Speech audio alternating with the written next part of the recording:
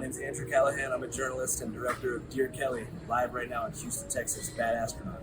Touring a film is a little bit different than a traditional release. What are some of the biggest challenges you face while showcasing the film across the country? Well, I mean, there's not really any challenges, but on the other hand, the advantage is that like we get to make changes to the film based upon how the audiences react. So like right now we're about 12 shows into the tour. It's the same movie every night. The cut you saw like tonight in Houston versus what you might have saw in Boston 3 weeks ago is a totally different movie. So we kind of check out what scenes work, what scenes don't work, and that informs what's going to end up being the final cut. So like maybe the music is too loud or something minor and cosmetic like that, or we realize that we could add a whole scene here that we previously deleted.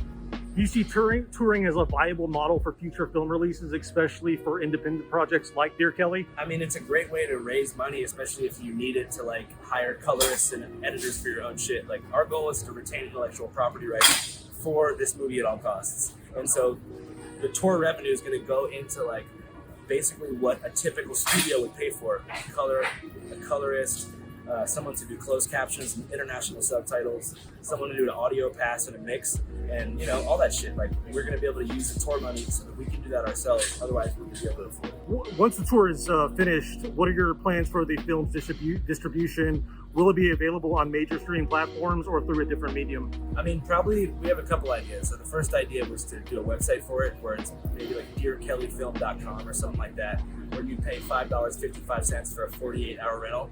But I'm also willing to like entertain offers by streamers and stuff like that. You know, I know that right now HBO is pretty low budget, but I'd be willing to go elsewhere, even somewhere like Hulu or Apple TV. Like, it'd be cool to get it somewhere that's not YouTube.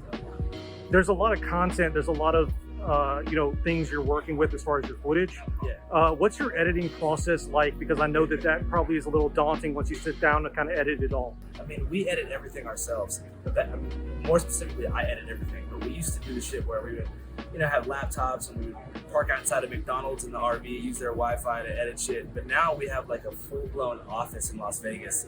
We have servers and computer setups, and then we had this girl named Sandra, full-grown woman named Sandra from Los Angeles, organize everything into like, sequences and annotate all of the footage in like a mass string out, so we can pull from a 26-hour string out and chop selects down from that. So having an organizational person to help with the footage itself definitely helps you narrow the time down.